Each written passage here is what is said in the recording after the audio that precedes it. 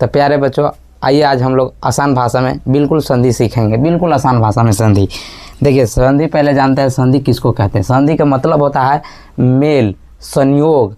कुछ होता है मेल या संयोग, माने जोड़ना, इसको समझिए जोड़ना, ये होता है संधि का मतलब जोड़ना, मेल, संयोग, ये सबन होता है। अब इसको पहले परिभाषा जानेंगे कि होता क्या है संधि के। तो दो वर्णों के मेल से जो विकार उत्पन्न होता है उसे हम लोग संधि कहते हैं।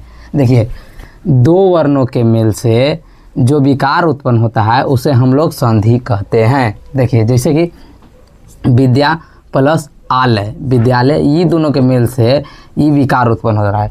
विद्या प्लस आलय के मेल से विद्यालय जो उत्पन्न हो रहा है ये विकार है। कौन चीज़ है? विकार। तो दो वर्णों के मेल से जो विकार उत्पन्न होगा उसे हम लोग संधि कहेंगे।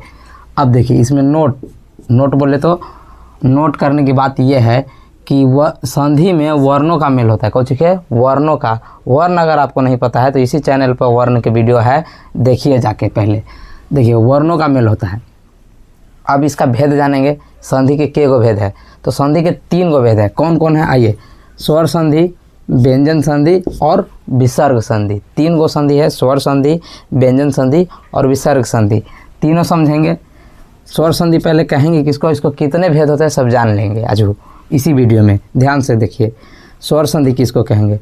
तो दो स्वर वर्णों के मेल से जो विकार उत्पन्न होता है उसे स्वर संधि कहते हैं। दो स्वर वर्णों के मेल से जो विकार उत्पन्न होगा उसे हम लोग स्वर संधि कहेंगे। देखिए जैसे कि भोजन प्लस आलय, भोजनालय, भोजन प्लस आलय, भोजनालय। ये जो देखिए स्वर, इसमें कौन सा मेल होता है? स्वर वर्णों के। तो स्वर वर्ण कौन कौन होता है देखिए समझिए।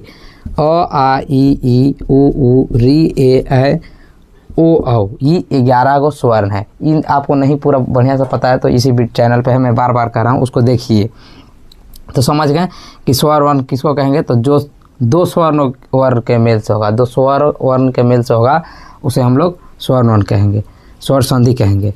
समझ गए? अब देखिए, अब स्वर संधि के भेद जानते हैं। कुछ जानते हैं? स्वर संधि के भेद, इसका भेद स्वर संधि के। ध्यान से देखिए, स्वर संधि के 5 को भेद होता है। कौन कौन होता है? तो पहले नंबर में दीर्घ स्वर संधि है, फिर गुण स्वर संधि है, वृद्धि स्वर संधि, यन स्वर संधि, आयादी स्वर संधि। ये सब स्वर के मेल से होगा। ये अगला वीडियो में हम समझा देंगे। अगला वीडियो में चैनल को सब्सक्राइब कीजिए ताकि आपको तक सबसे पहले पहुँचे। ये जो है आगे समझा देंगे कि दीर्घ स्वर संधि किसे कहेंगे, गुण स्वर संधि किसे कहेंगे, वृद्धि स्वर संधि, यन स्वर संधि, आयादी स्वर संधि, ये सब आगे समझाएंगे। इससे पहले आगे हम लोग इसको छोड़ के और दूसरा का संधि पर ध्यान देते हैं, व्यंजन संधि। व्यंजन संधि के कैसे हम लोग पहचानेंगे ये समझा दे रहे हैं। देखिए पहले इसका परिभाषा जानिए। व्यंजन स्वर संधि किसको कहेंगे? व्यंजन वर्ण तथा स्वर या व्यंजन वर्ण के मेल से जो विकार उत्पन्न होता है उसे व्यंजन स्वर संधि कहते हैं। देखिए समझिए, एक बार में नहीं समझ में आया होगा। व्यंजन वर्ण, कुछ व्यंजन वर्ण, व्यंजन वर्ण मैं बार बार कह रहा हूँ, इसी चैनल पर जाके देख लीजिए। तथा स्वर वर्ण, अब या चाहे व्यंजन वर्ण के मेल से जो विकार उत्पन्न होगा उसे हम लोग व्यंजन स्वर संधि कहते हैं। जैसे उत प्लस चारण बनेगा उच्चारण, जगत प्लस नाथ बनेगा जगन्नाथ। जैसे जगत प्लस नाथ, जगन्नाथ। कहने का मतलब है इसमें ई जो लगा है हलंत, इससे हम लोग समझते हैं चाहे क हलंत रहेगा, त हलंत रहेगा, म हलंत रहेगा, प हलंत रहेगा, तो इसको समझा जाता है आधा। कुछ समझा जाता है आधा, समझा जाता है आधा, समझा जाता है। इसको हम लोग कहते हैं व्यंजन, व्यंजन कहते हैं इसको, कुछ कहते हैं व्यंजन। तो ये संबंध देखिए, इसको पहचानने का यही है कि कोई भी अंत में मेल होता है जब भी संधि में, तो शुरू शब्द के अंतिम और दूसरा शब्द के पहला में होता है। समझ गए?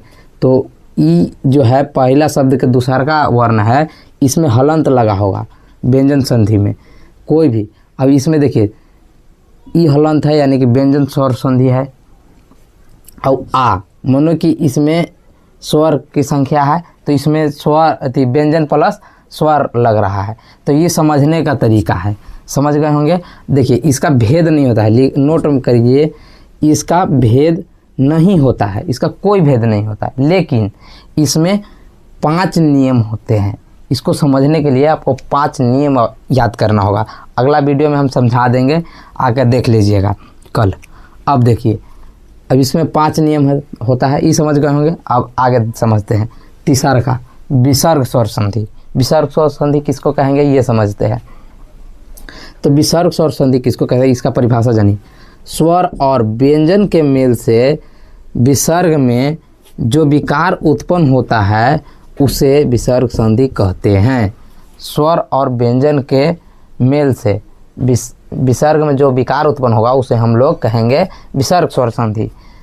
विसर्ग संधि जैसे कि मनः प्लस हर, मनोहर, उच्च बनेगा मनोहर। मनः प्लस कार, नमः प्लस कार, नमस्कार। अब यश प्लस दा, यशोदा, ये सबन बनेगा। ई जो लगा है बिंदु, इसको बोलते हैं विसर्ग। ई जो है इसको बोलेंगे विसर्ग, विसर्ग बोलते हैं। यही से आप समझ जाइएगा कि विसर्ग स्वर संधि है। इसमें भी कोई नियम, इसमें भी कोई भेद नहीं होता है विसर्ग संधि के, लेकिन इसमें 5 नियम हैं। इसमें 5 नियम है, ये भी अगला वीडियो में हम बता देंगे। इस चैनल को सब्सक्राइब कीजिए, लाइक कीजिए, अच्छा लगा होगा तो एक कमेंट प्यारा से कीजिए। धन्यवाद।